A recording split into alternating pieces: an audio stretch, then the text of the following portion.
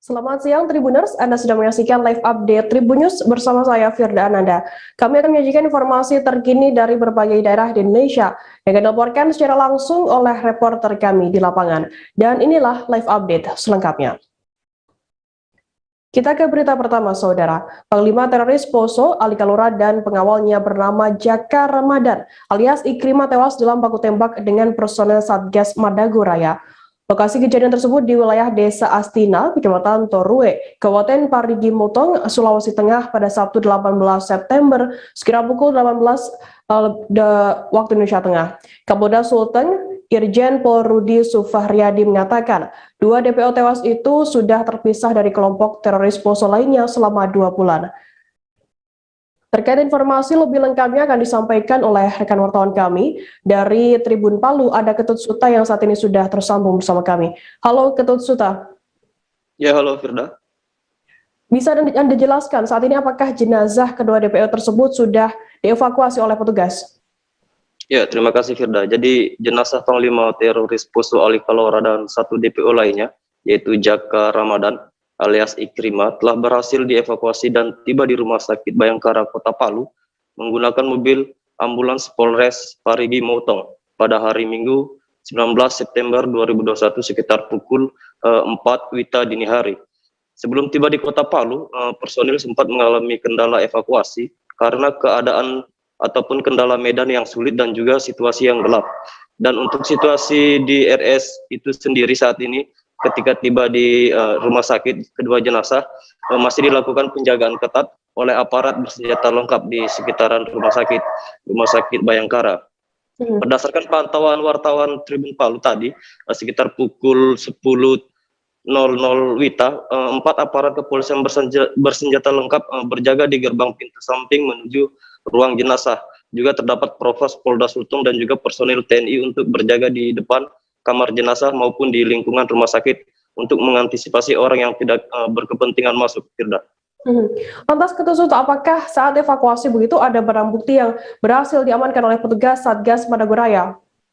Iya, jadi pasca insiden itu petugas gabungan Satgas Madagoraya berhasil menemukan puluhan barang bukti di sekitaran TKP. Di antaranya itu pucuk senjata M16, hammerlock dan juga rangsel, kestring, selimut, sarung, senter kepala, benang lilit, benang plus dan juga daging, kaos kaki, handset, kepala cas, gunting, kantong tepung kecil berisi beras, kemudian kantong tepung berisi obat-obatan, kemudian perlengkapan lain itu gergaji, parang, perlengkapan masak, pakaian, terpal coklat, dan juga handphone, dan juga jam tangan milik Ali Kalora. Selain itu juga ditemukan bom tarik dan juga bom bakar. Firda. Ketut Suta, lantas apakah saat ini sudah ada pihak keluarga dari kedua DPO teroris tersebut yang sudah datang ke RS Bayangkara Palu dan nantinya rencananya akan dimakamkan di mana kedua jenazah tersebut? Ya, hingga saat ini memang berdasarkan pantauan kami memang belum ada pihak keluarga yang kedua jenazah itu tiba di rumah sakit. Namun berdasarkan informasi yang berhasil kami terima, masing-masing pihak keluarga rencana akan datang ke Kota Palu dan diperkirakan tiba sekitar pukul 15 WITA 00, tepatnya di Rumah Sakit Bayangkara Polda Sulteng, untuk memastikan apakah betul jenazah itu merupakan Ali Kalora dan juga Jaka Ramadan. Sedangkan untuk pemakamannya, Firda, kemungkinan besar akan dimakamkan di tempat pemakaman umum di Kelurahan Boboya, Kota Palu. Namun tentunya juga masih menunggu kesepakatan antara pihak aparat dan juga pihak keluarga masing-masing jenazah tersebut. Sekian, Firda. Baik, Tribuners, tadi jurnalis kami Ketut Suta juga sudah melakukan wawancara dengan Kapolda Sulawesi Tengah, Irjen Pol Rudi Sufahriyadi. Berikut liputannya untuk Anda.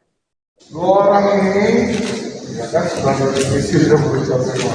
1 DPO Ali Kalora, ya, jenazah sudah ada di Rumah Sakit Polri di Palu. Yang kedua, Jaka Ramadan. Ini orang Banten, ada di sini. Jenazah sudah ada di Rumah Sakit Polri Palu. 2 DPO ini memang terpisah dengan 4 DPO yang lain. Ya, ini memang terpisah. Yang kemudian memang cuma 2 itu. Beberapa rekan-rekan menanyakan siapa penggantinya. Tidak ada penggantinya. Ya, tidak ada penggantinya dan kita akan cari yang 4 terus sampai dapat. Kekuatan persenjataan mereka Pak Jenderal sekarang? Sekarang sebagai senjata. Dok, nanti sudah dapat, kita tahu senjatanya apa saja. Orang cari. Ya, bom itu ternyata ada bom. Ada bom. Ada semua. Dari Sultan kita beralih ke Papua, Saudara. Jelang PON ke-20 Papua, tes resmi perlombaan sepatu roda dilakukan panitia penyelenggara untuk sejumlah simulasi pertandingan. Tes tersebut resmi bertempat di venue Clementina Roller Sport pada Minggu 19 September dini hari. Ketua Pelaksana Yonas Randan Bua mengatakan, kegiatan tersebut diadakan guna melihat kesiapan dari panitia lapangan sebelum nantinya menjalankan perlombaan. Yonas menjelaskan kegiatan tes event dapat menjadi tolak ukur kesiapan tanah Papua. Pihaknya sangat antusias menyambut kedatangan para kontingen. Terkait informasi lebih lengkapnya akan disampaikan oleh rekan wartawan kami dari Tribun Papua. Ada Tio Effendi yang saat ini sudah tersambung bersama kami. Halo Tio. Ya, halo, selamat sore waktu Indonesia Timur, rekan Firda dan juga Tribuners dimanapun Anda berada. Nah, saat ini saya akan menyampaikan informasi dari cabang olahraga yang baru saja melakukan tes event jelang PON ke-20 di Tanah Papua, yaitu cabang olahraga sepatu roda. Tes pertandingan kali ini merupakan simulasi wajib ya dari seluruh cabang olahraga yang akan dipertandingkan nantinya di Kota Jayapura. Nah, Yonas Randan Buak selaku ketua pelaksana menjelaskan bahwa tes kali ini bertujuan untuk para panitia di lapangan dapat siap sedia pada saat pertandingan resmi nantinya. Pada simulasi kali ini juga dilakukan 3 pertandingan, yakni kategori kecepatan jarak 100 meter, 300 meter, dan juga 1000 meter. Kontingen yang hadir juga di lokasi ini ada DKI Jakarta, Papua, dan Papua Barat, Firda. Tio, lantas bagaimana saat ini tingkat kesiapan dari panitia untuk menjelang PON ke-20 Papua Oktober mendatang? Baik, untuk kesiapan dari panitia penyelenggara saat ini sudah dikatakan siap 100% dari ketua pelaksana karena sebelumnya juga sudah dilakukan bimbingan teknis secara materi dan juga praktek. Namun ada beberapa hal yang perlu dilakukan evaluasi sehingga nantinya dapat siap sedia pada saat pertandingan terlaksana. Silakan. Tio, lantas apakah ada kendala begitu untuk saat mempersiapkan lapangan untuk para kontingen yang dari cabang olahraga sepatu roda ini? Ya, baik Firda. Untuk kendalanya saat ini hanya tersisa masih pihak panitia masih menunggu perlengkapan dari sub PB PON untuk peralatan pendukung nantinya di Clementina Roller Sport. Diharapkan nanti 7 hari sebelum pertandingan peralatan pendukung tersebut sudah tersedia agar pada saat pertandingan dapat berjalan dengan baik. Terima kasih, Firda. Tio, lantas untuk pertandingannya sendiri digelar kapan dan di mana saja nantinya untuk cabang olahraga sepatu roda untuk PON ke-20 Papua ini? Baik, Firda. Untuk cabang olahraga sepatu roda sendiri nanti pertandingannya akan dilaksanakan sejak tanggal 27 September bulan ini hingga 3 Oktober 2021 bulan depan, Firda. Untuk lokasinya sendiri menggunakan 2 lokasi, yakni Clementina Roller Sport sebagai lokasi indoor dan juga Jembatan Yotefa sebagai lokasi outdoor. Keduanya berlokasi di Kota Jayapura. Kembali ke Firda.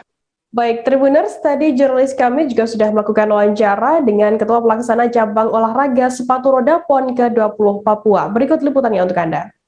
Baik, jadi untuk kesiapan tampil kita pada hari ini, pada prinsipnya sudah jalan hampir 100% lah. Karena dari kemarin dari Bimtek sampai hari ini kan ada kegiatan simulasi juga, kita tes event sekaligus simulasi terhadap kesediaan tampil kita dalam menunjang nanti berjalannya pelaksanaan PON. Sehingga terkait masalah tupoksi masing-masing daripada tampil kita hari ini betul-betul sudah diimplementasikan dengan baik. Tinggal nanti di akhir daripada kegiatan ini kita akan evaluasi lagi kekurangan-kekurangan apa yang akan kita perbaiki. Nah, untuk jumlah tampil secara keseluruhan 175 orang, sudah termasuk perangkat pertandingannya di dalam juga wasit juri. Kalau dilihat dari tes event hari ini, kira-kira apa yang masih menjadi kendala yang perlu dibenahi? Jadi kalau untuk masalah kendala hari ini terkait masalah sarana prasarananya memang secara Masih dari Papua, Saudara, guna memastikan kinerja tim penguji doping bagi atlet, Sekretaris Umum Panitia Besar PB PON Elia Lopati meninjau pelaksanaan simulasi di Gor Cendrawasih. Simulasi doping tersebut diikuti 12 orang dari 70 orang peserta yang terbagi atas 2 kelompok, yakni Doping Control Officer dan juga Kepron. Dalam kesempatan tersebut, Sekum PB PON Elia Lopati mengatakan maksud kedatangannya ialah untuk memantau kesiapan tim doping untuk menangani atlet PON ke-20 Papua. Terkait informasi lebih lengkapnya akan disampaikan oleh rekan wartawan kami dari Tribun Papua. Ada Aldi Bimantara yang saat ini sudah tersambung bersama kami. Halo Aldi. Iya, halo Firda dan juga Tribuners dari Gedung Olahraga Cendrawasih Jayapura.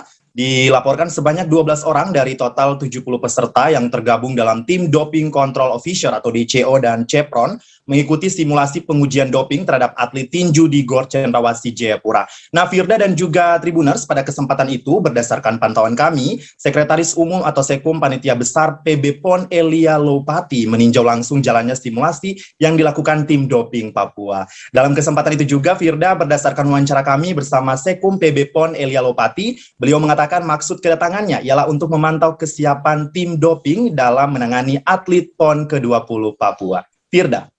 Aldi, berdasarkan pantauan Anda di lokasi, apa yang menjadi fokus dalam peninjauan dari Sekum PB PON ini dalam simulasi tim doping di GOR Cendrawasih? Iya, Firda, memang dalam kunjungan Sekretaris Umum Sekum Panitia Besar PB PON Elia Lopati, selain dirinya melakukan peninjauan kepada tim doping yang tengah melakukan simulasi uji doping bagi atlet tinju saat tes event di GOR Cendrawasih, memang yang menjadi fokus utamanya ialah memastikan kesiapan dari tenaga penguji doping ini dan Chevron tentunya untuk PON nantinya. Selain itu, Firda, tak luput dari perhatiannya juga memastikan ruangan Doping Control Officer atau DCO di GOR Cendrawasih Jayapura yang akan digunakan sebagai venue cabang olahraga tinju dalam gelaran Pekan Olahraga Nasional Oktober mendatang di Papua. Firda.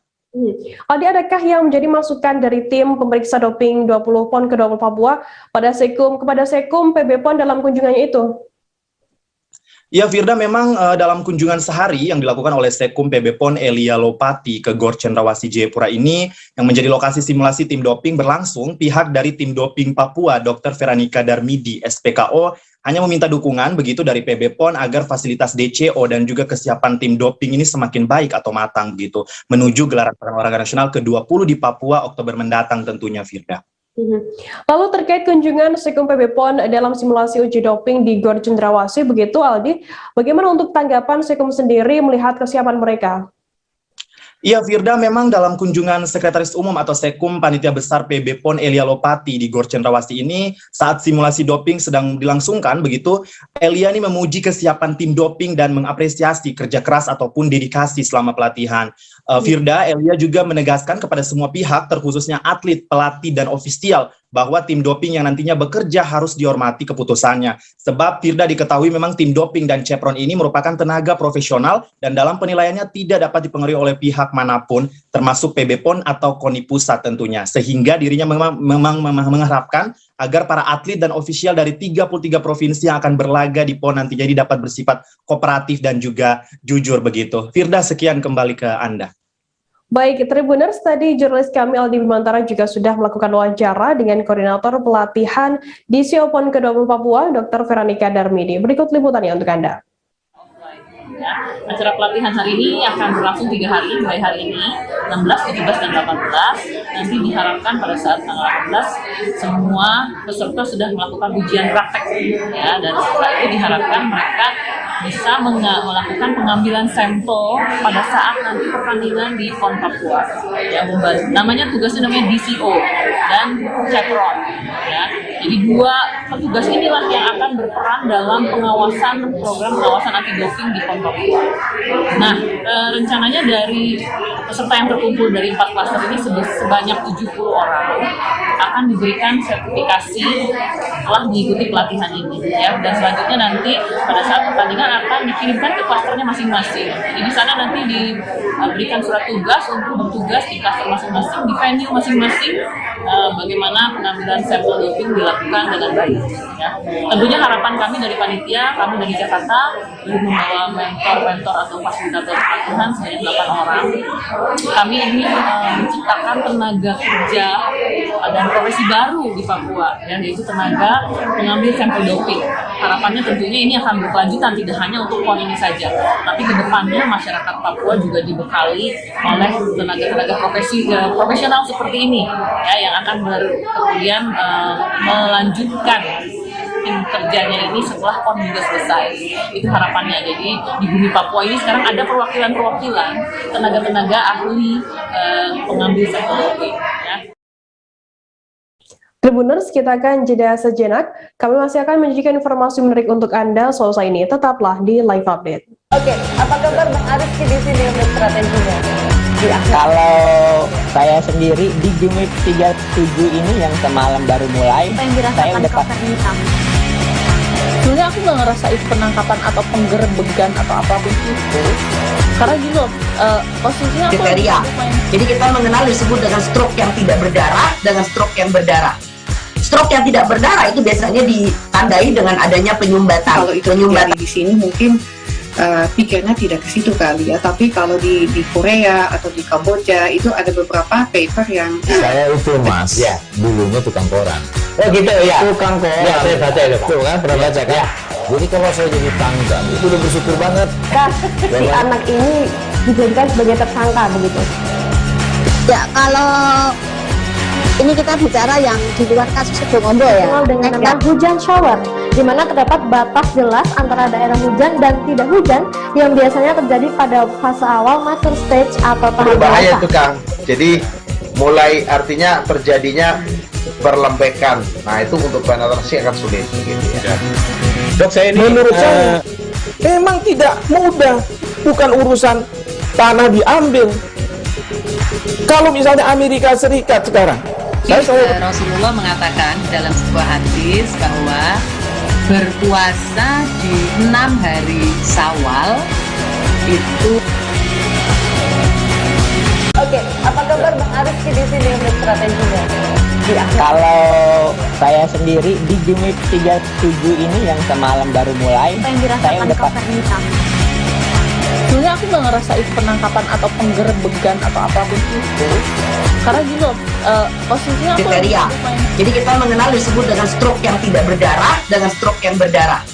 Stroke yang tidak berdarah itu biasanya ditandai dengan adanya penyumbatan. Kalau itu terjadi di sini mungkin pikirnya tidak ke situ kali ya, tapi kalau di Korea atau di Kamboja itu ada beberapa paper yang saya itu mas, ya dulunya tukang koran. Oh gitu ya, tukang koran. Ya saya baca itu pak. Tuh kan pernah baca kan? Ya. Jadi kalau saya jadi tangga itu udah bersyukur banget. Kak, si anak ini dijadikan sebagai tersangka begitu. Ya, kalau ini kita bicara yang di luar kasus Sidomombo ya. Dengan nama hujan shower, di mana terdapat batas jelas antara daerah hujan dan tidak hujan yang biasanya terjadi pada fase awal mature stage atau tahap berbahaya dewasa. itu Kang. Jadi mulai artinya terjadinya perlembekan. Nah itu untuk penetrasi akan sulit begitu ya. Dok saya ini menurut saya memang tidak mudah, bukan urusan. Terima kasih Anda masih bersama kami di Live Update. Kita beralih ke informasi selanjutnya, Saudara. Pelaksanaan seleksi kompetensi dasar atau SKD CPNS Kaltara yang bertempat di gedung laboratorium Computer Assisted Test milik BKD Kaltara sempat dihentikan dalam beberapa jam. Hal ini terjadi lantaran adanya server down yang berlangsung selama kurang lebih 4,5 jam. Menurut Ketua Panitia Seleksi Daerah Penerimaan CPNS Kaltara Suryansyah, gangguan pada server tidak hanya terjadi di Kaltara, melainkan terjadi di hampir seluruh wilayah diakibatkan server pusat yang mengalami gangguan. Untuk mengetahui informasi lebih lengkapnya sudah bergabung bersama kami wartawan dari Tribun Kaltara. Ada Ilhami Faudi yang akan memberikan informasi lengkapnya untuk Anda. Halo Faudi.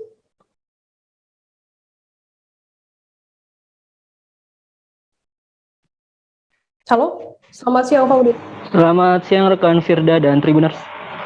Faudi bisa Anda jelaskan terkait Halo rekan Firda. Ya, halo. Ya, Faudi bisa Anda jelaskan terkait sempat dihentikannya tes SKD CPNS di Kaltara ini? Baik, bisa dilaporkan rekan Firda bahwa tes SKD atau seleksi kompetensi dasar pada hari Sabtu lalu, tepatnya pukul 8 pagi, hingga pukul 12:30 siang atau sekitar 4,5 jam itu sempat dihentikan lantaran server yang mengalami server down begitu, dan ini berlangsung di hampir seluruh lokasi ujian SKD CPNS di seluruh Indonesia karena memang kendalanya berasal dari server pusat dari Badan Kepegawaian Negara. Begitu rekan Firda. Lantas apa dampak dari adanya server down yang dialami oleh CPNS yang ada di Kaltara?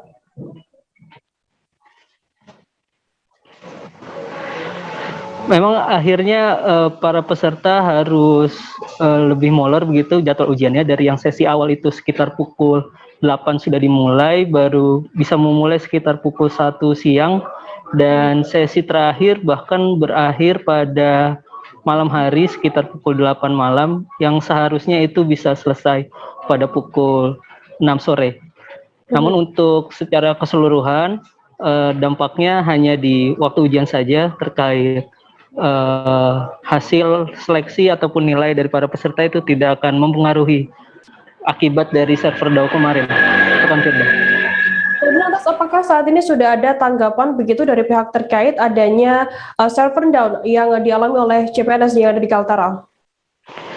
Baik, saat kami tanyakan kepada pihak pengawas yang dari Badan Kepegawaian Negara yang mengawasi langsung di BKD Kaltara, pihaknya masih belum mengetahui ada sebab asalnya mengapa server dari pusat itu bisa down. Namun pihaknya memastikan server down ini tidak akan mempengaruhi nilai atau hasil dari para peserta, dan hingga hari ini pada hari Minggu SKD berlangsung dengan normal, berjalan dengan lancar, dan pada siang ini sudah memasuki sesi ketiga dari 4 sesi yang disediakan setiap harinya. Begitu rekan Firda. Baik, Tribuners, tadi jurnalis kami juga sudah melakukan wawancara dengan pengawas SKD CPNS Kaltara dari BKN, Sukma Suryaningsih, dan juga Ketua Panselda Penerimaan CPNS Kaltara, Suryansyah. Berikut liputannya untuk Anda. Bisa down itu kenapa? Informasi dari pusat? Belum ada informasi pasti sih, cuma dikasih tahu kalau servernya itu overload. Kalau alasannya karena apa, saya belum tahu ya. Pengaruhnya hanya tidak bisa mengakses server. Iya. Aja nggak, berarti tidak berpengaruh sama nilai. Tidak berpengaruh sama nilai. Saat peserta ujian mulai kembali, soal yang sebelumnya tetap tersimpan, waktunya tetap sama saat servernya overload. Berarti langsung terkunci waktu begitu dia? Iya, langsung terkunci. Jadi peserta tidak akan dirugikan karena waktunya masih sama dan jumlah soal yang sudah dikerjakan juga masih sama. Antisipasi kalau ini terjadi lagi gimana, Pak? Hanya mengundurkan jadwalnya berarti? Iya, seperti itu. Mengundurkan jadwal kembali. Tapi itu nasional katanya. Tapi alhamdulillah sudah kembali normal kan. Itu berapa hari Pak yang kemarin Ya, server? sudah kemarin itu aja. Oh kemarin itu aja? Oh kemarin aja. Ada tertunda sedikit kan, ada trouble kan, itu sudah selesai. Jadi jadwalnya kemarin sempat mundur ya Pak? Iya, mundur. Tapi sudah normal kembali kok. Sudah normal. Kalau misalnya ada kan terjadi seperti itu lagi Pak, langkah-langkah apa yang dilakukan Pak? Karena ini sifatnya nasional kan, jadi kita menunggu arahan dari pusat aja. Komunikasi nanti ya, karena kita ada komunikasi ya.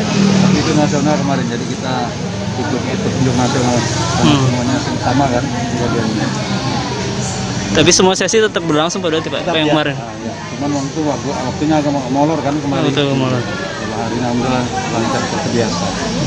Nggak ada juga yang ditemukan bawa macam-macam gitu Pak. Dan saya tanya tadi di dalam dengan petugas ada yang... Dari Kaltara kita beralih ke Lampung, Saudara. Terjadi kecelakaan yang melibatkan 2 kendaraan di ruas atas flyover Sultan Agung, Bandar Lampung pada Minggu 19 September hari ini sekitar pukul 5 pagi waktu Indonesia Barat. 2 kendaraan yang terlibat yakni sepeda motor BE 4602C dan mobil Mitsubishi pickup BE 8353RM. Kecelakaan tersebut terjadi karena pengemudi nekat melawan arus dengan laju kecepatan yang tinggi. Terkait informasi lebih lengkapnya akan disampaikan oleh rekan wartawan kami dari Tribun Lampung. Ada Usoma Ferrer yang saat ini sudah tersambung bersama kami. Halo Usoma. Halo Firda. Bisa Anda jelaskan bagaimana kronologi terjadinya kecelakaan antara mobil pickup dan sepeda motor ini? Iya, kurang lebih memang kejadian pukul 5 pagi. Berdasarkan informasi yang telah kita himpun, pengendara motor ini diduga dalam keadaan mabuk berat sehingga berjalan dengan kecepatan tinggi dan melawan arus. tepat di seberangnya, tepat di hadapannya memang ada sebuah mobil pick-up yang saat itu sedang membawa sayur hendak ke pasar, dan kecelakaan pun tidak bisa dihindari karena memang ruas atas flyover Sultan Agung Bandar Lampung ini keadaannya sedikit berbelok sehingga terdapat sebagian titik buta di bagian supir pickup itu. Lantas, Sobat, bagaimana saat ini kondisi mobil dan motor pasca tabrakan tersebut? Ya, kondisinya kedua kendaraan yang terlibat kondisinya cukup parah. Namun saat ini memang keduanya sudah dievakuasi di kepolisian resort Kota Bandar Lampung. Akibat dari tabrakan ini, apakah ada korban jiwa begitu? Iya, dalam informasi yang telah kita himpun, pengemudi motor terakhir memiliki keadaan yang cukup kritis. Belum terkonfirmasi pasti keadaan terbarunya. Namun untuk pengemudi pick-up-nya masih dalam keadaan yang baik-baik saja. Baik, terima kasih rekan wartawan dari Tribun Lampung, Vincencio Somavera atas laporannya. Selamat bertugas kembali. Kita beralih ke Banten, Saudara. Belasan seniman grafiti di Cilegon menggelar kegiatan menggambar bersama di dinding sepanjang 25 meter pada Sabtu 18 September kemarin. Kegiatan ini dilakukan di flyover Cibeber, cepat tepatnya di depan Pusat Pelatihan Klinik Primer P2KP Cilegon. Total ada 16 seniman grafiti dari berbagai penjuru di Cilegon yang tergabung dalam Scenery House turut serta dalam kegiatan ini. Untuk mengetahui informasi lebih detailnya sudah bergabung bersama kami wartawan dari Tribun Banten. Ada Hairul Ma'arif yang akan berikan informasi lengkapnya untuk Anda. Halo Ma'arif. Halo Firda.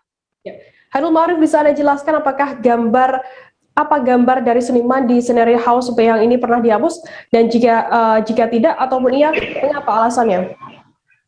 Ya, terima kasih Firda.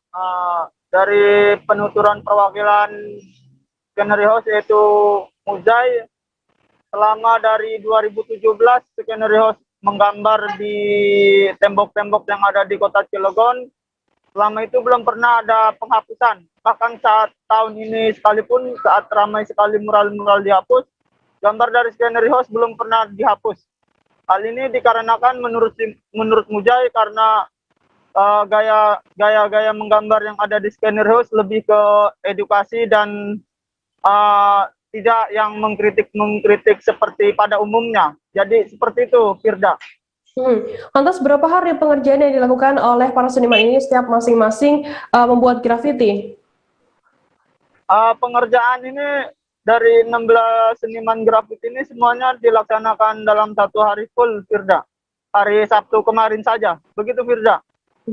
Oke, lantas apakah saat ini apakah mereka sudah mendapat izin begitu atau untuk menggambar di sana? Baik, Firda.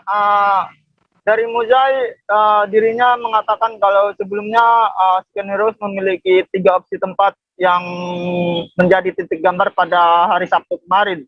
Tapi titik flyover Cibeber tersebut dipilih karena sebelumnya mereka sudah pernah menggambar di sana dan mereka juga sudah mendapatkan izin di sana. Jadi flyover Cibeber dipilih karena sudah pernah dan mendapat izin terlebih dahulu. Begitu, Firda. Lantas untuk cat semprot sendiri yang digunakan oleh para seniman menghabiskan berapa cat semprot? Baik, Firda.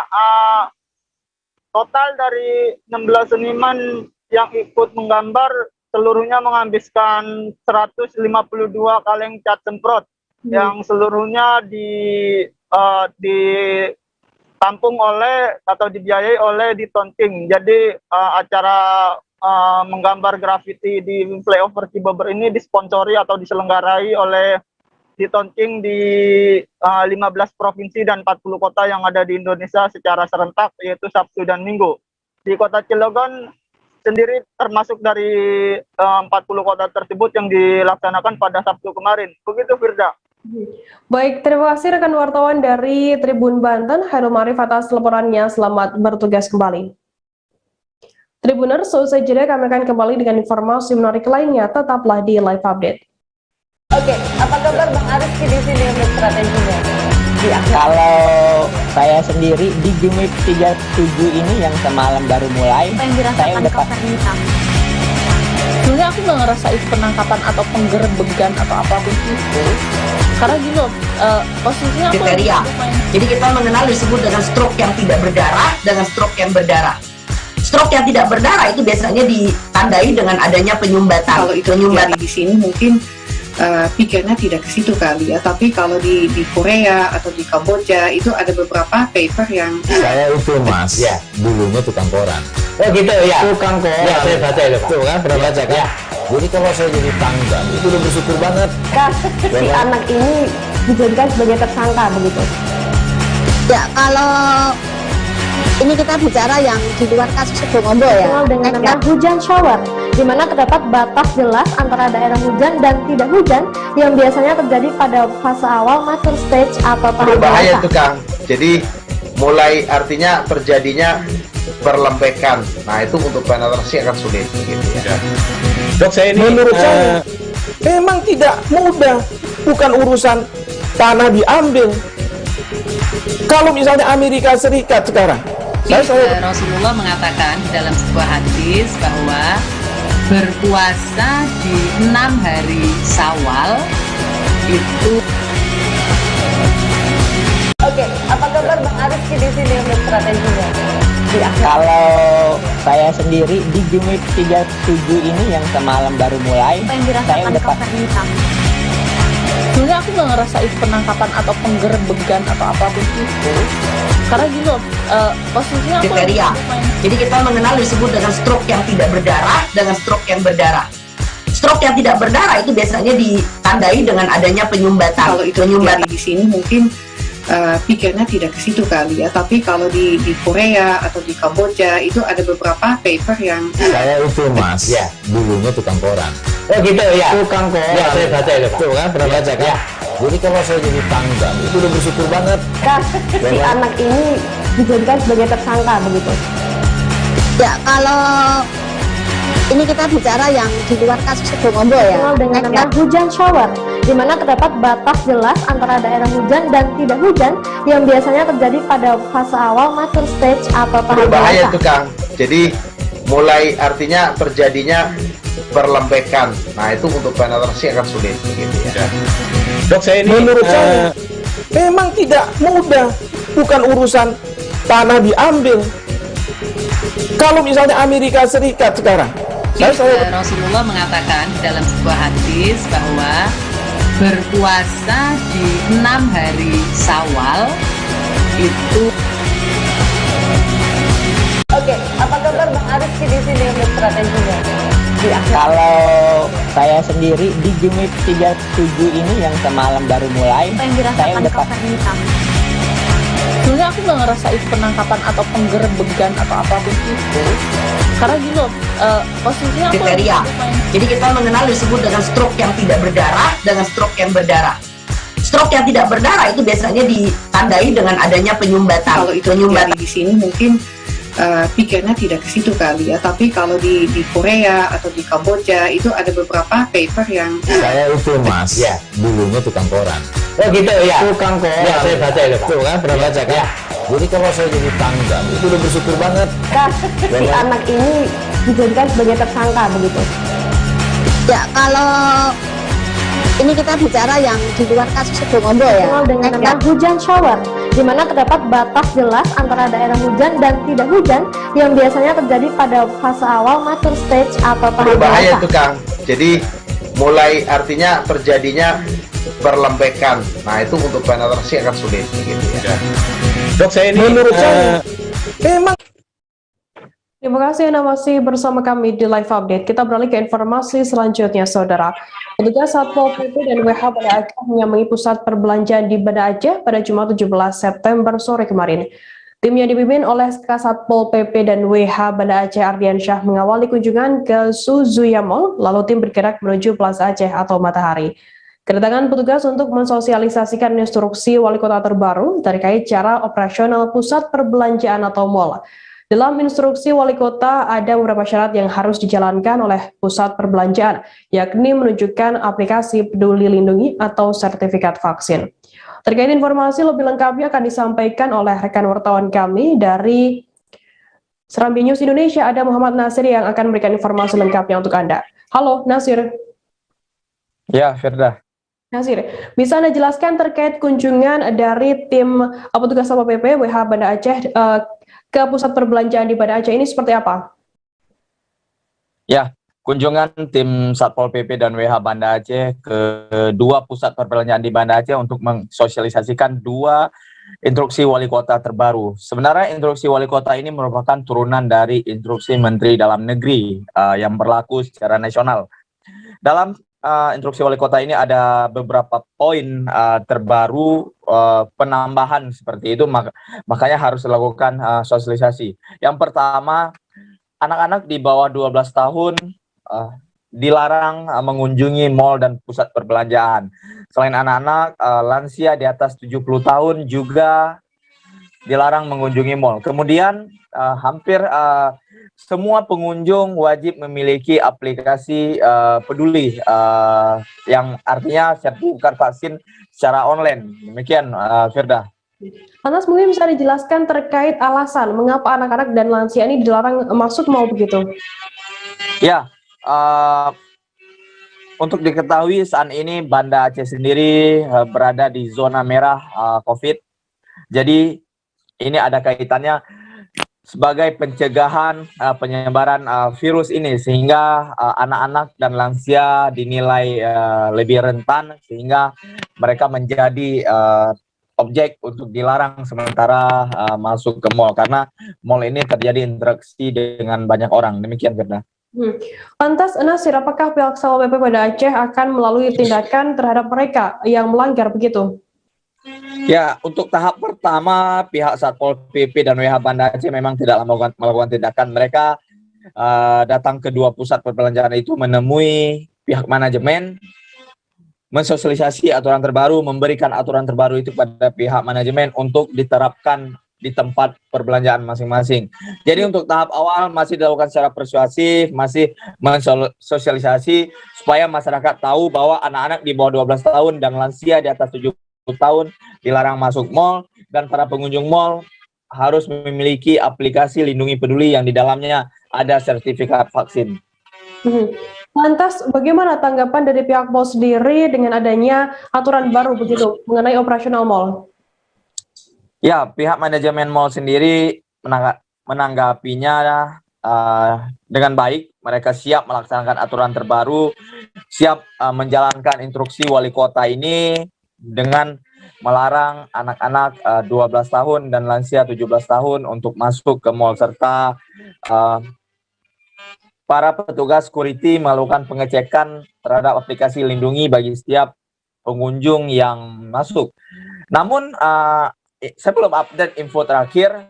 Saat itu pihak manajemen mengatakan kesiapannya dan kesanggupannya menjalankan instruksi wali kota.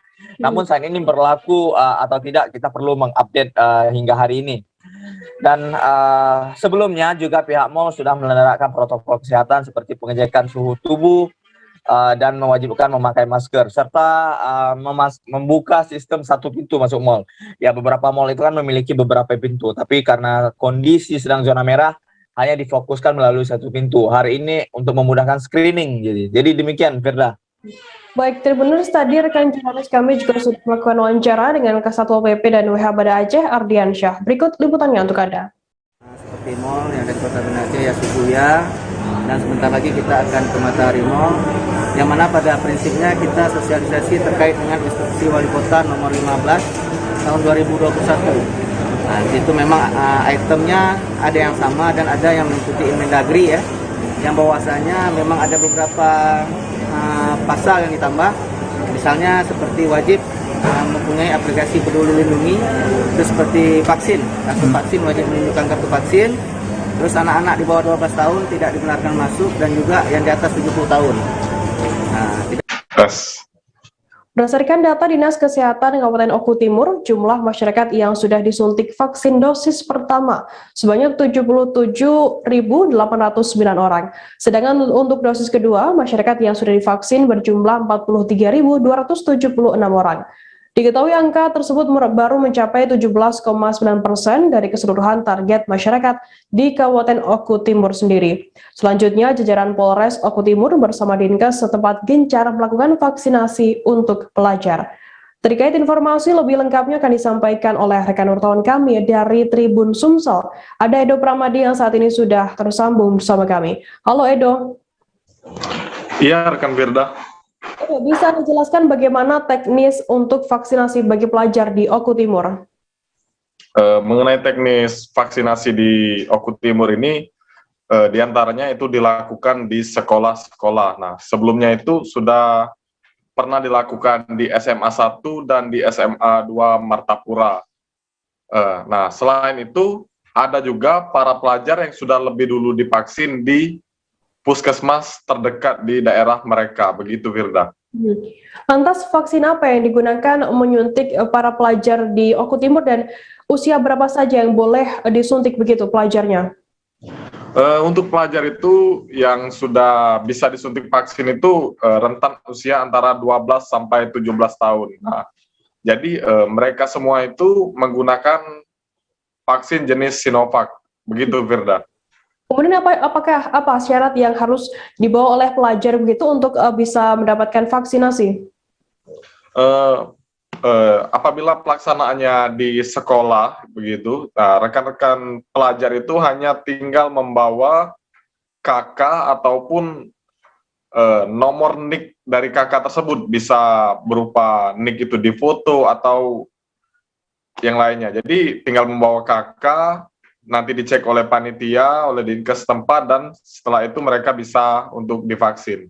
Demikian. Baik, terima kasih rekan wartawan dari Tribun Sumsel, Edo Pramadi atas laporannya. Selamat bertugas kembali.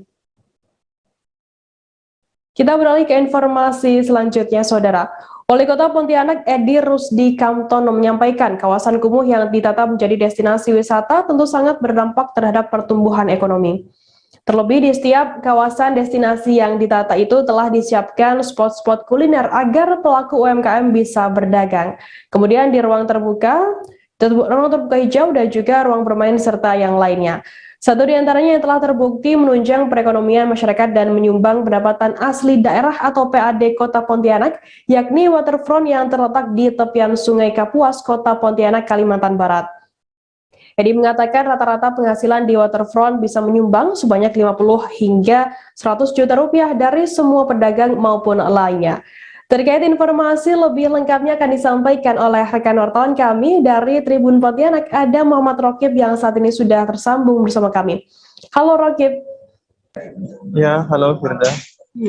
Rokib, bisa dijelaskan mengenai informasi bahwa waterfront Kota Pontianak ini bisa menyumbang PAD hingga 50 sampai 100 juta rupiah per harinya? Ya, berdasarkan informasi dari Wali Kota Pontianak bahwa memang benar adanya informasi bahwa waterfront City Kota Pontianak ini yang merupakan destinasi wisata atau ikon wisata Kota Pontianak Kalimantan Barat itu bisa menyumbang perekonomian masyarakat Kota Pontianak dan juga menyumbang pendapatan asli daerah Kota Pontianak 50 sampai 100 juta, terkhusus di akhir pekan itu biasanya memang pada setiap malam Sabtu, malam Minggu, kemudian malam Senin itu memang sangat ramai ya masyarakat berkunjung ke kawasan waterfront City Kota Pontianak ini, karena memang untuk lokasinya selain menjadi tempat pemandangan yang indah untuk menyaksikan seperti keindahan alam Sungai Kapuas, kemudian yang dibentangi Sungai Kapuas, sungai terpanjang di Indonesia, namun masyarakat juga bisa bermain karena sudah ada tempat khusus, ruang bermain, kemudian tempat berfoto dan lain sebagainya. Seperti itu juga.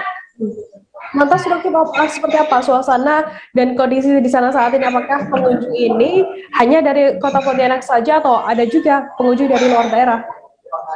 Ya, betul. Karena kawasan waterfront City Kota Pontianak ini merupakan destinasi wisata Kota Pontianak, kemudian Kota Pontianak ini merupakan ibu kota provinsi Kalimantan Barat. Nah, untuk pengunjung sendiri di kawasan waterfront City Kota Pontianak ini tidak hanya warga Kota Pontianak saja.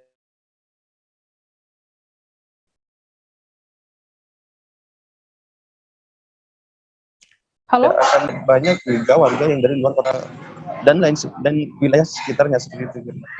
Lantas Rokib, kemudian program apa lagi yang akan dilakukan oleh pemerintah Kota Pontianak sendiri? Apakah nantinya juga ada kawasan wisata yang akan dibangun kembali?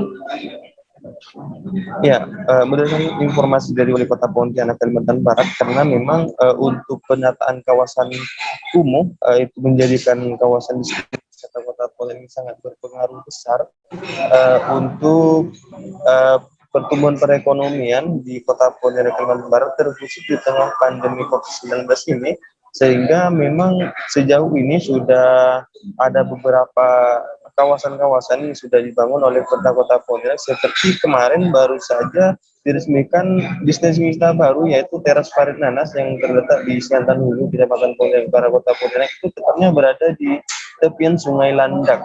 Kemudian ada juga di kawasan waterfront itu berada di tepian Sungai Kapuas, yaitu Teras Terapung. Kemudian saat ini juga sedang berlangsung untuk pembangunan waterfront di Kota Pontianak yang penghubung dari Taman Alun Kapuas ke Pelabuhan Senggigi. Nah, selain itu, pemerintah Kota Pontianak memang saat ini tengah gencar-gencarnya melakukan penataan ruang terbuka hijau dan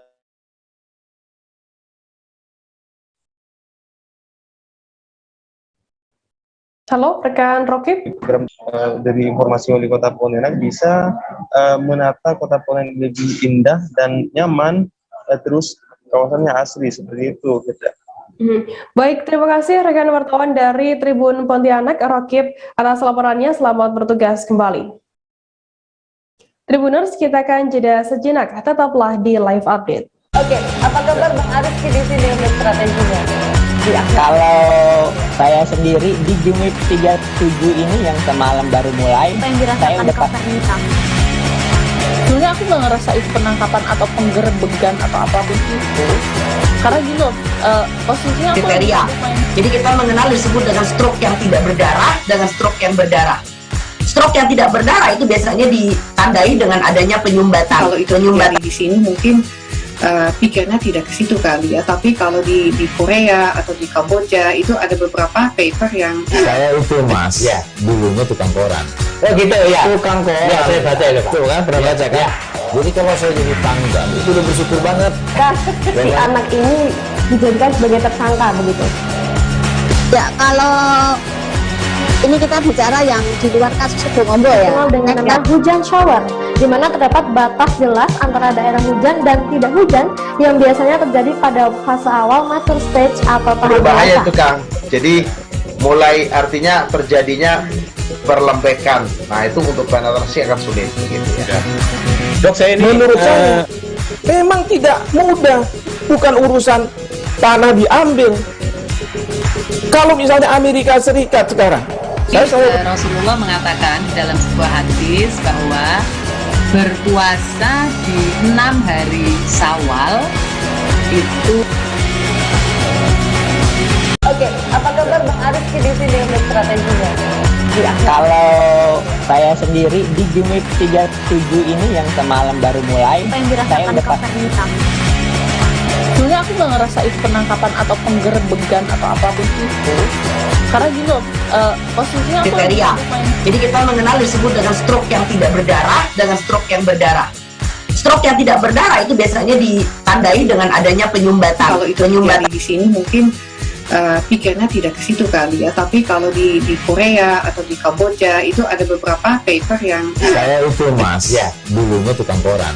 Oh gitu ya, tukang koran ya, saya baca ya Pak, kan pernah baca kan ya. Jadi kalau saya jadi tanggal itu udah bersyukur banget si anak ini dijadikan sebagai tersangka begitu ya. Kalau Terima kasih Anda masih bersama kami di Live Update. Kita beralih ke informasi selanjutnya, Saudara. Seorang pria yang bekerja sehari-hari sebagai buruh bangunan bernama Suherman, 34 tahun, yang bertempat tinggal di Gang Ali, Kelurahan Melati 1, Kecamatan Perbaung, Serdang Bedagai, Sumatera Utara, mampu membuat sebuah pesawat aeromodeling. Aeromodeling adalah suatu kegiatan yang menggunakan sarana miniatur atau model pesawat terbang untuk tujuan rekreasi, edukasi, olahraga, dan juga bisnis. Suherman mengatakan dahulu awalnya ia seorang pembuat miniatur sepeda motor. Terkait informasi lebih lengkapnya akan disampaikan oleh rekan wartawan kami dari Tribun Medan. Ada Muhammad Anil yang saat ini sudah tersambung bersama kami. Halo Anil. Halo, selamat siang Firda. Anil, bisa Anda jelaskan sudah berapa lama Suherman ini menekuni pembuatan pesawat aeromodeling tersebut? Baik Firda, sebelumnya Suherman ini sudah hampir 1 tahun ini menekuni pembuatan pesawat aeromodeling. Jadi sebelumnya beliau ini pembuat miniatur sepeda motor, Firda. Jadi karena ia merasa tertarik dengan pembuatan pesawat aeromodeling, akhirnya dia coba membuat pesawat aeromodeling. Seperti itu, Firda. Lantas komponen yang digunakan begitu, apakah apa saja dan apa saja kesulitan selama membuat pesawat aeromodeling? Baik Firda, komponennya itu tidak jauh berbeda dengan komponen yang ada di drone. Jadi itu ada terdapat seperti motor brushless, SSC, dan komponen-komponen hampir mirip dengan komponen robotik juga Firda. Dan dia coba menjelaskan juga kesulitan pada saat membuat pesawat aeromodeling ini yaitu terdapat pada perakitan elektriknya, mesinnya. Begitu, karena ia pun juga terkendala biaya karena harganya pun cukup mahal seperti itu Firda. Dan satu lagi itu kesulitannya itu mencari scale itu body agar kelihatan seperti mirip pesawat aslinya. Dan sedangkan di bagian sayapnya itu memang perlu dia perhitungan yang akurat untuk center grativitasi CG-nya seperti itu Firda. Lantas Anil, biaya yang dihabiskan oleh Suherman sendiri untuk membuat 1 unit pesawat aeromodeling ini berapa jumlahnya? Baik Firda, kalau hanya sekedar body kit saja itu bisa menghabiskan biaya sekitar 800 hingga 900 ribuan. Tetapi apabila diberikan elektrik atau mesinnya itu bisa hampir 3 jutaan maupun 5 jutaan seperti itu Firda. Kemudian dari mana awal mula Suherman ini belajar membuat pesawat aeromodeling begitu? Baik, setelah kita gali informasi dari Pak Suherman sendiri, ia belajar secara otodidak yaitu melalui Facebook dan YouTube. Dan ia sempat berkomunikasi dengan beberapa rekan-rekan ia yang ada seperti di Jogja, di Solo, seperti itu Firda. Lantas Anil, setelah Anda meliput begitu di lokasi, bertahan berapa lama pesawat aeromodeling saat terbang dengan ketinggiannya berapa total maksimalnya? Baik Firda, itu kan menggunakan baterai cas ya Firda, jadi dia bisa kalau dimainkan secara normal itu bisa sampai 7 menitan untuk keliling-keliling di udara, dan ketinggian yang bisa dicapai itu sekitar 500 meter dan jarak tempuh sekitar 500 juga. Cuman mengingat dengan ketinggian 500 meter itu bisa mengganggu menurut Pak Suherman sendiri lalu lintas pesawat udara yang aslinya. Jadi ia hanya membataskan bermain hanya sekitar 100 meter saja seperti itu Firda. Kemudian bagaimana, apakah saat ini sudah ada tanggapan begitu dari pemerintah setempat atas keahlian dari Suherman ini membuat pesawat aeromodeling begitu? Baik Firda, sementara ini sudah mendapat tanggapan dari pemerintah setempat, yaitu melalui Lurah Melati 1 Perbaungan, Erwinsa Azhari Siregar mengatakan memang dia sudah mengapresiasi atas pembuatan pesawat aeromodeling yang dilakukan oleh Suherman, dan sejauh ini mereka sudah mendapatkan tanggapan baik dari Bupati Serdang Berdage maupun Ketua DPRD Serdang Berdage untuk meningkatkan atau mengembangkan kreativitas yang dimiliki oleh Suherman Firda, seperti itu. Baik, Tribuners, tadi jurnalis kami juga sudah melakukan wawancara dengan sosok Suherman, pembuat pesawat aeromodeling dari Serdang Berdage. Berikut liputannya untuk Anda. Kan Bang, ini nama permainannya ini apa sebenarnya Bang? Ini namanya pesawat aeromodeling. Itu proses pembuatannya bagaimana Bang? Proses pembuatannya body kit dari bekas box buah, ditambah elektrik sama remote lah, beli di online. Oke. Selama melakukan pembuatannya sendiri bagaimana Bang? Adakah tingkat kesulitannya atau bagaimana Bang? Kesulitannya di dalam elektriknya, harganya mahal. Oke. Perbedaannya pesawat ini dengan biasanya Bang, dengan pesawat kita bilang lah pesawat yang memang aslinya itu apa Bang? Perbedaannya ya hampir sama aja sih cara kerjanya, cuma di mesinnya mungkin. Oke Bang, sejauh ini sendiri Bang, untuk biaya pembuatan pesawat Abang ini bisa menghabiskan sampai berapa banyak itu Bang, biaya Bang? Biaya bisa sampai 100 ribuan sampai jutaan lah. Oke, sejauh ini udah pernah ditawarkan Bang? Pernah, cuma dia body kit aja misian. Enggak, maksudnya ada orang yang datang menawarkan pesawat abang untuk dibeli atau gimana gitu bang? Juga, cuma isi body kit gitu lah. Oke. Untuk pembuatan sendiri ini abang belajar sendiri atau bagaimana bang? Belajarnya ada juga grup Facebook di KAI sama di nengok YouTube lah. Oke. Kelompok musik bambu Garuda Mas buka warga yang datang di upacara pemakaman Desa Pakuweru, Kabupaten Minahasa Selatan, Provinsi Sulawesi Utara. Atraksi musik yang dimainkan dengan menggunakan musik tradisional suku Minahasa ini membuat masyarakat tak beranjak dari tempat duduk mereka. Bahkan setiap satu lagu selesai, warga yang menyaksikan bersorak kagum. Uniknya, sebagian besar pemain musik bambu ini adalah lansia. Kendati usianya sudah uzur, mereka masih mampu membunyikan musik dengan cara ditiup selama berjam-jam. Terkait informasi lebih lengkapnya akan disampaikan oleh rekan wartawan kami dari Tribun Manado, ada Rul Mantik yang saat ini sudah tersambung bersama kami. Halo, selamat siang Rul Mantik. Selamat siang rekan Firda. Rul Mantik, bisa Anda jelaskan dari mana kelompok musik bambu yang ada di tayangan tersebut dan siapa sebenarnya pendirinya begitu? Kelompok musik bambu ini berasal dari Desa Pakuweru, Kecamatan Tengah, Kabupaten Minahasa Selatan, Provinsi Sulawesi Utara. Nah, grup musik ini atau kelompok musik ini terbentuk secara spontanitas, terdiri dari para pecinta-pecinta musik tradisional atau musik bambu yang ada di desa itu. Nah, informasi yang diterima sudah cukup lama musik bambu ini ada. Demikian rekan Firda. Lantas romantik kelompok musik ini dinamakan kelompok musik bambu Garuda Mas begitu. Mengapa kelompok tersebut menamakan kelompoknya bernama Garuda Mas? Nah, mereka menamakan kelompok musik ini Garuda Mas itu yang pertama, nama Garuda itu untuk menunjukkan identitas diri mereka bahwa mereka adalah orang-orang yang cinta terhadap Negara Kesatuan Republik Indonesia. Sebab Garuda itu diambil dari nama burung Garuda yang menjadi lambang negara kita atau lambang negara Republik Indonesia. Sementara Mas itu diambil dari kata emas. Nah, emas itu adalah logam mulia. Jadi mereka berharap kelompok musik tradisional ini bisa bertahan lama dan bisa menjaga kejayaannya hingga dalam waktu yang cukup lama. Demikian rekan Firda. Lantas bagaimana cara kelompok musik tradisional tersebut mengadakan alat musiknya begitu, romantik? Nah, seperti diketahui, musik bambu itu terdiri dari beberapa macam alat musik ya.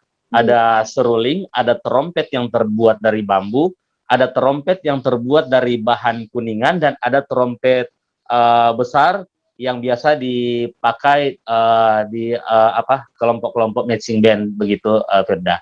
Nah, alat musik ini yang pertama diadakan secara spontanitas. Nah, diadakan oleh para anggota grup itu sendiri. Kalau musik bambu yang terdiri dari suling atau trompet dari bambu itu mereka buat sendiri, dibuat secara swadaya. Sebab di tengah-tengah anggota grup musik itu mereka adalah orang-orang yang juga ahli membuat musik bambu. Demikian rekan Firda. Romantik, apakah berapa harga sewa begitu jika apabila Tribuners yang saat ini sedang menonton ingin mengundang kelompok musik bambu ini? Nah, itu rekan Firda. Harganya tidak mahal-mahal. Tergantung dari orang yang mengundang. Nah, menurut para pemain musik itu yang sempat saya wawancarai, biasanya kalau mereka diundang per orang itu mereka dapat ada yang 35.000, pernah dapat 50.000 itu per orang. Jadi kalau misalnya dirupiahkan secara keseluruhan itu sekitar 1 jutaan rupiah untuk sekali sewa. Namun jika grup musik ini atau kelompok musik tradisional ini disewa oleh orang berduit, mereka itu dibayar lebih. Mereka bahkan menerima uang sampai 250.000 atau 500.000 per orang. Demikian Firda. Oke, baik. Terima kasih rekan wartawan dari Tribun Manado Romantik atas laporannya. Selamat bertugas kembali. Kita beralih ke informasi selanjutnya, Saudara. Warga Jambi yang tengah rindu dengan cita rasa masakan khas Jogja bisa berkunjung ke Bakmi Jawa Jogja. Bakmi Jawa Jogja ini lokasinya berada di Mayang Kota Jambi, tepatnya tidak jauh dari Pasar Mama dan Perumahan Puri Mayang. Bakmi Jawa buka setiap hari pukul 11 waktu Indonesia Barat hingga pukul 9 malam. Nah, terkait informasi lebih lengkapnya akan disampaikan oleh rekan wartawan kami dari Tribun Jambi, ada Yon Rinaldi yang saat ini sudah tersambung bersama kami. Halo Yon, selamat siang.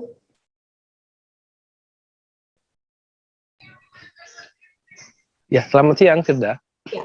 Yon, bisa Anda jelaskan terkait makanan khas Jogja, bakmi Jawa Jogja di Kota Jambi saat ini seperti apa informasinya? Ya, Firda, bakmi Jawa Jogja ini sebenarnya adalah makanan khas dari Yogyakarta berupa berbagai macam mie ya. Namun uniknya, walaupun ini makanan khas Jogja, makanan ini bisa diterima dengan baik oleh warga Jambi dan sekitarnya. Mungkin karena rasanya juga yang tidak terlalu berbeda jauh dari rasa mie yang ada di Jambi sendiri. Jadi Jambi ini kan rasanya lebih ke gurih pedas gitu, Firda. Lantas untuk menunya sendiri yang ditawarkan di bakmi Jawa Jogja ini, menunya apa saja? Bisa dijelaskan? Ya, menu yang ada di bakmi Jawa Jawa Jogja ini beraneka macam mie seperti bakmi kuah, bakmi goreng, terus juga ada bihun kuah, bihun goreng, dan juga ada rica-rica. Jadi memang sebagian besar menunya berbahan dasar mie. Untuk harganya sendiri, Yon, berapa? Total berapa jumlah, berapa harganya yang ditawarkan oleh rumah makan ini? Oke, untuk harganya juga tidak terlalu mahal, relatif murah lah untuk makanan sekelas resto dan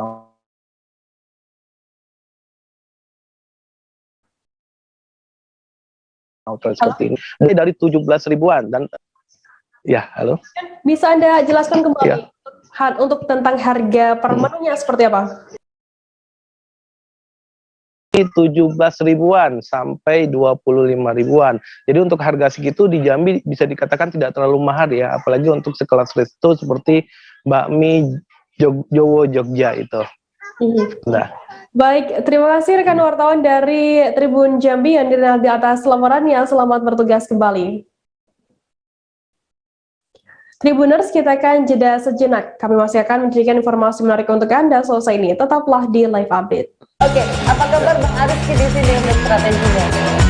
Kalau saya sendiri di Jumip 37 ini yang semalam baru mulai, saya udah sebenarnya aku nggak ngerasain penangkapan atau penggerbegan atau apapun itu, karena gini loh, posisinya aku kriteria. Jadi kita mengenal disebut dengan stroke yang tidak berdarah dengan stroke yang berdarah.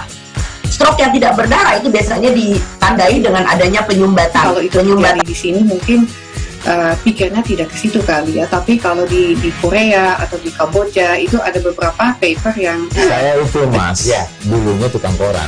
Oh gitu ya, tukang koran. Ya, saya baca itu Pak. Tuh kan, pernah baca kan? Ya. Jadi kalau saya jadi tangga itu udah bersyukur banget. Si anak ini dijadikan sebagai tersangka begitu. Ya, kalau ini kita bicara yang di luar kasus Sebongombo ya, dengan nama hujan shower, di mana terdapat batas jelas antara daerah hujan dan tidak hujan yang biasanya terjadi pada fase awal mature stage atau tahap bahaya itu Kang. Jadi mulai artinya terjadinya perlembekan. Nah itu untuk penetrasi akan sulit. Gitu ya. Dok, saya ini menurut saya memang tidak mudah, bukan urusan tanah diambil. Kalau misalnya Amerika Serikat sekarang, Rasulullah mengatakan dalam sebuah hadis bahwa berpuasa di 6 hari Syawal itu.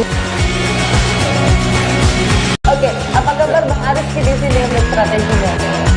Kalau saya sendiri di Jumip 37 ini yang semalam baru mulai, saya udah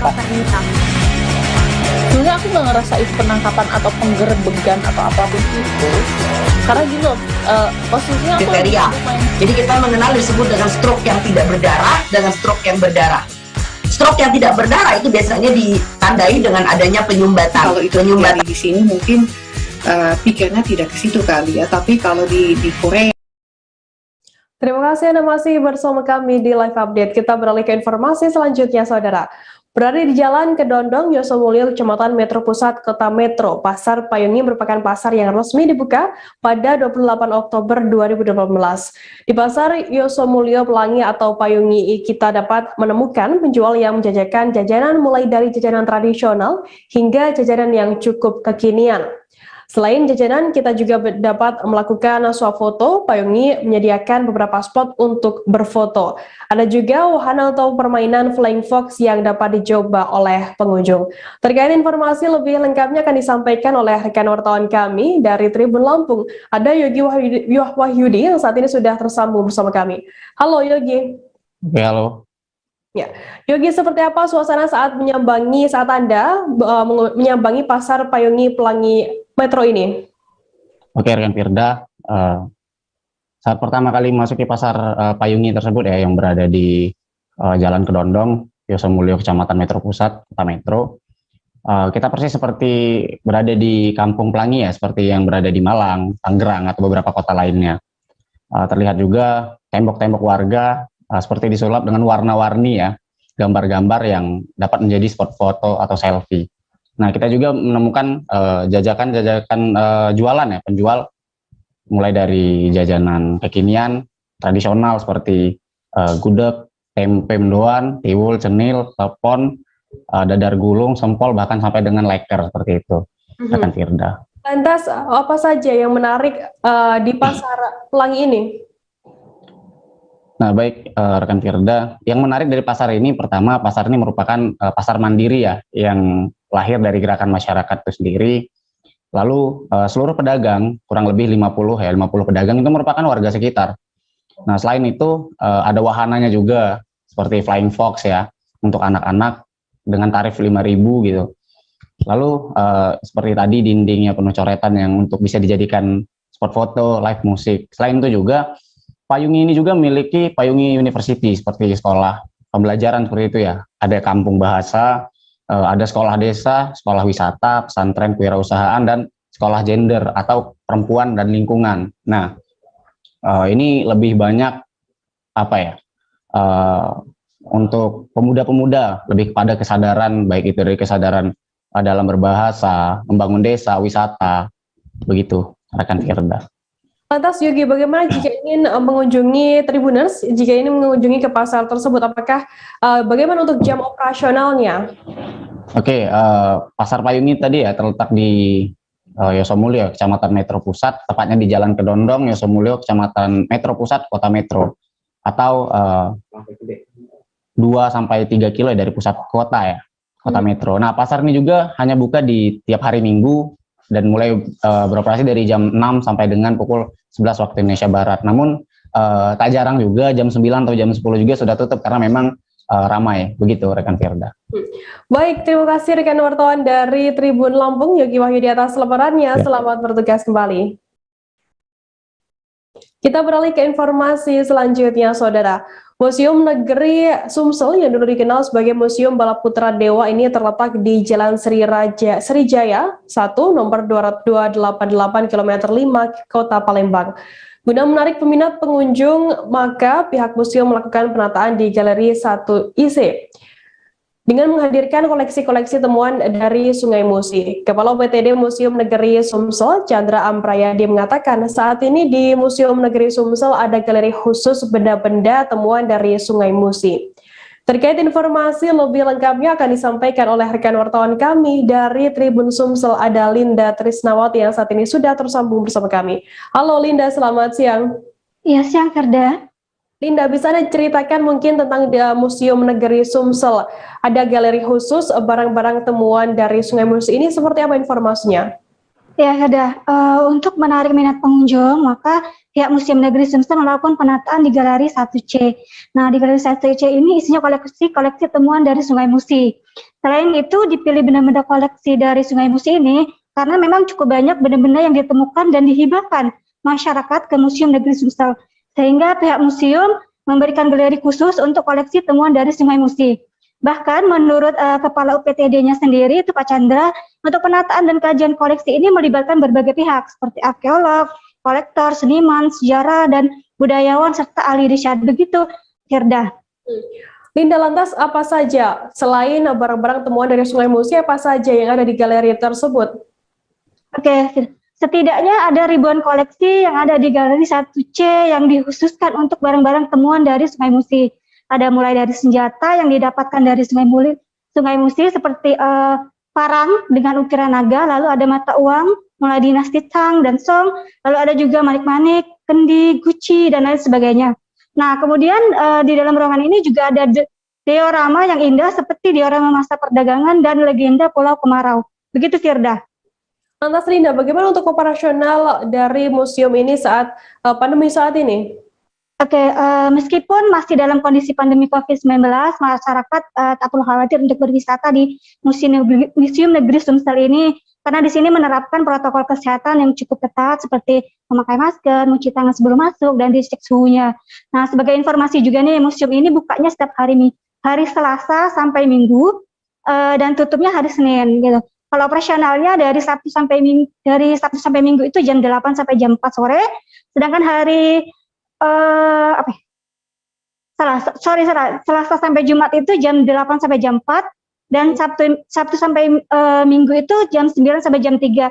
Untuk tiket masuknya sendiri itu cukup terjangkau, yaitu untuk yang dewasa hanya 2.000, sedangkan untuk anak-anak hanya Rp1.000. Begitu, Firda.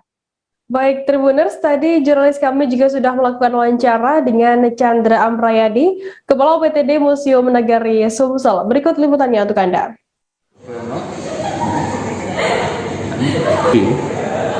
Itu kita buat peninggalan sejarah itu mulai dari tempayan kubur.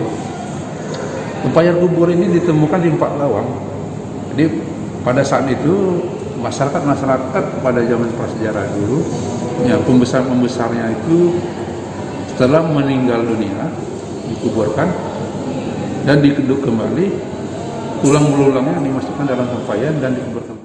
Nah, karena banyaknya temuan-temuan dari Sungai Musi dan kita mengadakan pendekatan kawan-kawan penyelam, kolektor, maka kami dari Museum Negeri berinisiatif untuk menyelamatkan temuan-temuan Sungai Musi, karena temuan-temuan Sungai Musi itu luar biasa, banyak sekali. Nah, di Sungai Musi itu dulu ini adalah pusat perdagangan dari orang-orang Tiongkok, orang-orang Melayu, orang-orang dari Arab itu mengadakan perdagangan di Sungai Musi. Air terjun Temburun yang berlokasi di Desa Temburun, Tarempa Timur, Kecamatan Siantan ini memiliki sejarah yang diyakini masyarakat sekitar bahwa dulunya ada kapal Lanun yang tersangkut begitu. Sejarah zaman dahulu mengatakan memang dahulu ada kapal Belanda yang dulunya kapal tersebut tertumpuk dengan batu yang lama-kelamaan menjadi batu. Hingga saat itu masyarakat menggelar nama destinasi wisata ini menjadi Air Lubuk Belanda atau Terjun Temburun. Terkait informasi lebih lengkapnya akan disampaikan oleh rekan wartawan kami dari Tribun Batam. Ada Rahmatika yang akan memberikan informasi lengkapnya untuk Anda. Halo, Tika. Halo. Ya, Rahmatika, bisa Anda jelaskan bagaimana kronologis sejarah air terjun Temburun ini yang dikenal dengan air lubuk Belanda begitu? Baik, Firda. Terkait adanya kapal Belanda atau kapal Lanun yang dikenal oleh masyarakat, dahulunya itu sempat tersangkut tepatnya di lokasi air terjun Temburun. Kapal Belanda ini